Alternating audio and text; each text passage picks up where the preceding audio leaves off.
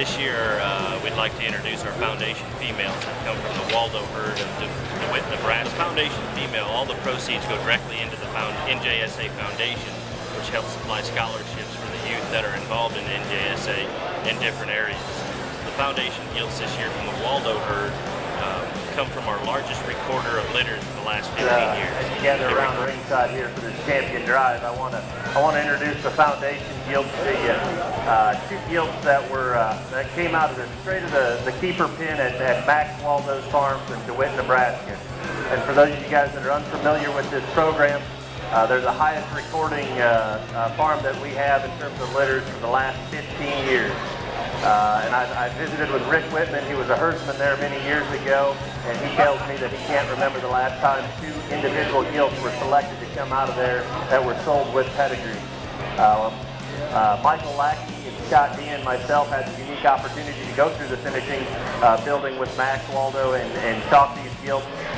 These have been fed at Scott and Kerry Butchers and help with Colby Butcher at their house for the last 3 weeks. We were fortunate enough to have feed donated to us by Showmaster Feed. They've been fed a 16% ration for the last 3 weeks. Guys, if you guys are unfamiliar with the Waldo firm, they record 1,100 Duroc litters alone in this country. They have 7 joint ventures in China alone that they supply hogs to. While we were there, there were 2 foreign groups that bought probably groups of over 100 apiece of head to get shipped over there. Just a complete outcross to anything that's in this barn pedigree-wise. If you look at the extended pedigree, I think I went back to 2005 and couldn't find anything but a Waldo herd barn.